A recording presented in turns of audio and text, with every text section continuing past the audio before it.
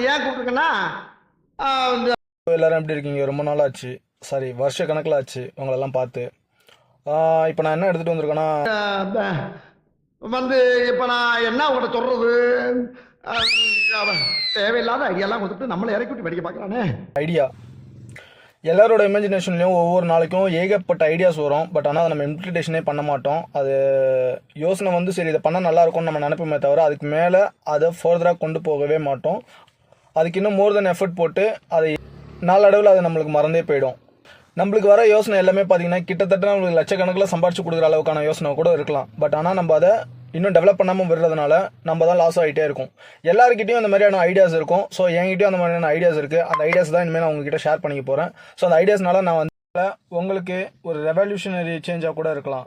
By the வே ஒரு application உருவாகலாம், ஒரு கம்பெனி உருவாகலாம். ஒரு சில பேர் அவங்களோட வேலையை விட்டுட்டு வேறு ஒரு வேலையை சூஸ் பண்ணி அவங்க அதில் ஒரு பெரிய ஜாம்பவானம் மாறலாம். இந்த மாதிரி ஏகப்பட்ட பெனிஃபிட்ஸ் உங்களுக்கு கிடைக்க போகுது. So do follow me.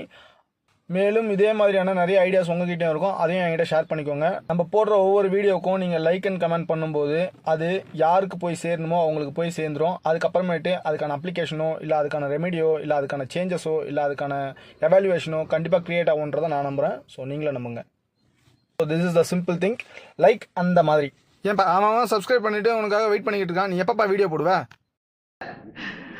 Idea ready.